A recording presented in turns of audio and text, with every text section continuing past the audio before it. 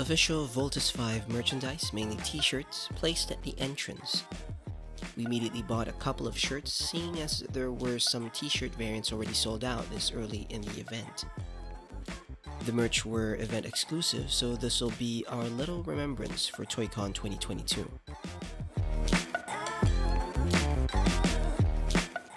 But we didn't come here for the t-shirts. We're here for the toys, so it's time to look around. Anyway, here's a late video upload for an event we went to this 2022. The much anticipated ToyCon PH, the Philippine Toys, Hobbies, and Collectibles Convention. It's been a while since I went to one of these events. Because of the pandemic as well, I'm not sure if they were able to host one for the past 2 years, but here we are, or here we were. As usual, this was a 3-day event, starting on a Friday, July 8.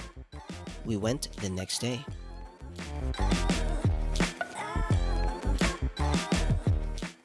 As usual, for a typical ToyCon event, several toys and hobby shops were scattered across the event halls of SM Megamall, and several toys, action figures, figurines, and even giant statues were on display, some of which were regular sightings at ToyCon.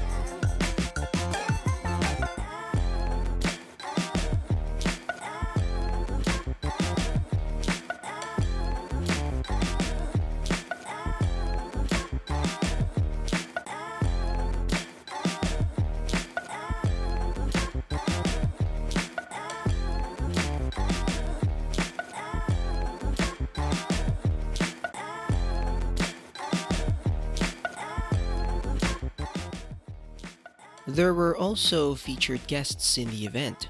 The most interesting among them, in my opinion, were Jane De Leon from the new Darna series and the cast of the new Filipino-made live-action series Voltus 5 Legacy.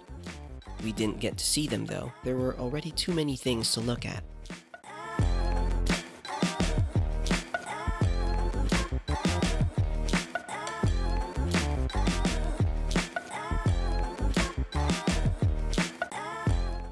Another featured guest was a very popular toy designer from the Philippines, Quicks.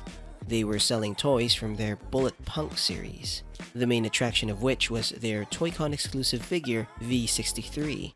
It's similar to his classic Tech 63 figure, but is in the stylings of Voltus 5. As a limited edition and event exclusive figure, these were really expensive, but I was interested in owning one because it was Filipino made.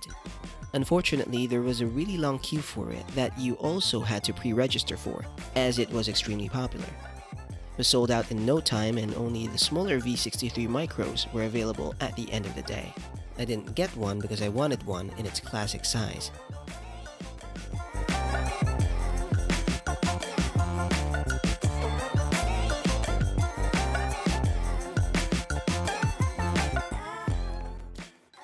First-time visitors will be quick to notice that there are a ton of toys, merchandise, and events related to Voltus 5 at ToyCon, a relatively old Super Robot series. Voltus 5 has always been a very popular pop culture icon in the Philippines, and as such has been one of the staple figures, if not the main figure, on almost all ToyCon PH events.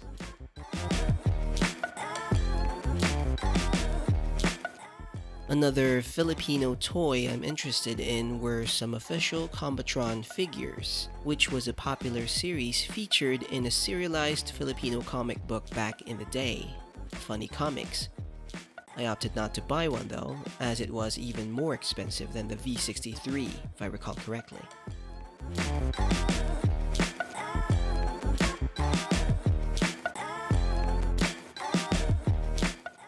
Be prepared to be bombarded with Funko Pops too. Here's one giant Jollibee Funko Pop.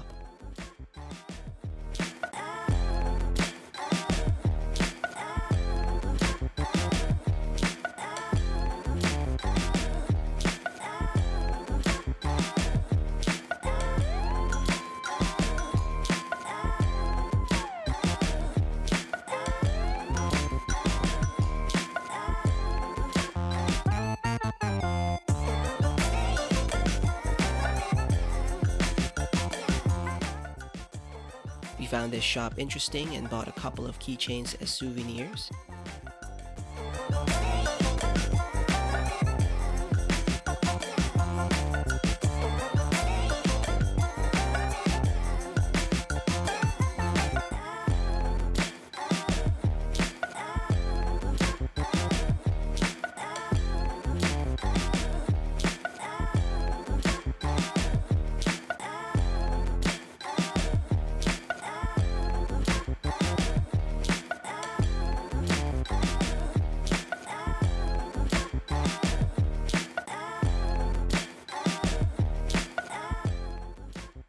Of course, one booth I had to go to was Bandai Namco's, to check in on new and maybe event exclusive releases.